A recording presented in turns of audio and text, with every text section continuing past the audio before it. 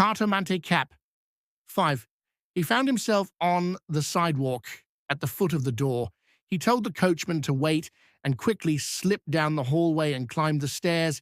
The light was dim, the steps worn by feet, the handrails sticky, but he neither saw nor felt anything. He climbed and knocked. Not seeing anyone, he had the idea of going down, but it was too late. Curiosity whipped his blood. His temples throbbed. He knocked again, once, twice, 3 times. A woman came. She was the fortune teller. Camilo said he was going to consult her. She let him in. From there they went up to the attic by a staircase even worse than the first and darker. Above there was a small room, poorly lit by a window that overlooked the back roof.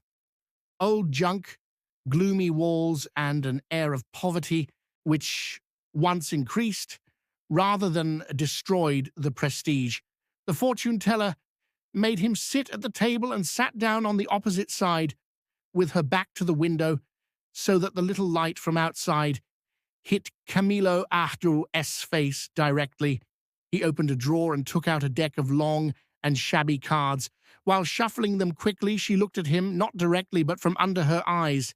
She was a 40-year-old woman, Italian, dark-haired, and thin with big, sly, and sharp eyes.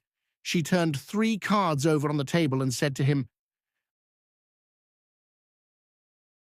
"Let's first see what brings you here. You have a great fright."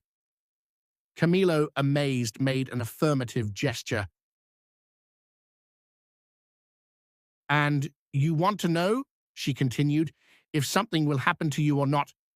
"To me and to her," he explained eagerly. The fortune teller didn't smile. She just told him to wait.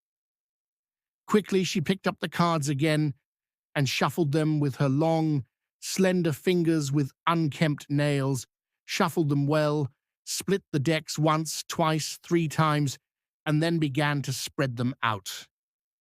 Camilo had his eyes on her, curious and anxious. "The cards tell me—" Camilo leaned in to drink in the words one by one.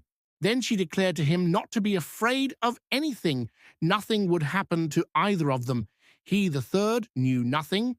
Nevertheless, it was essential to exercise great caution.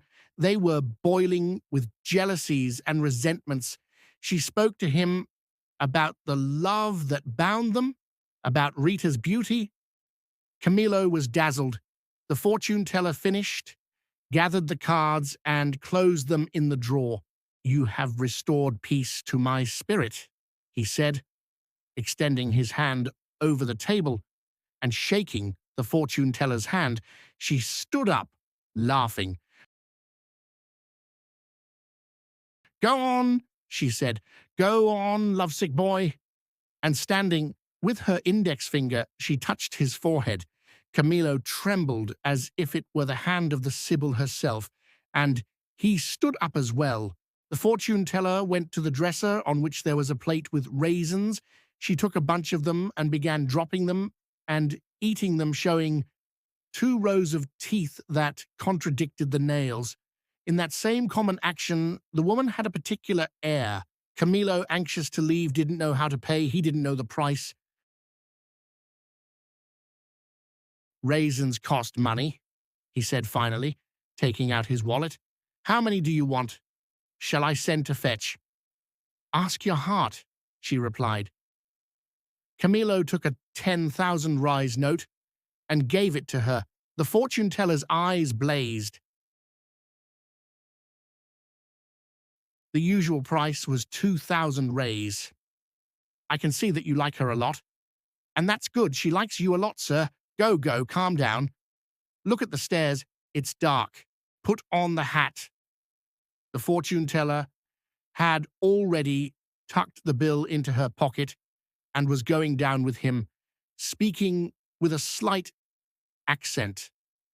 Camilo said goodbye to her below and went down the stairs that led to the street, while the fortune teller, happy with the payment, went back upstairs, humming a barcarolle. Camilo found the Tilbury waiting. The street was clear. He got in and followed at a brisk trot,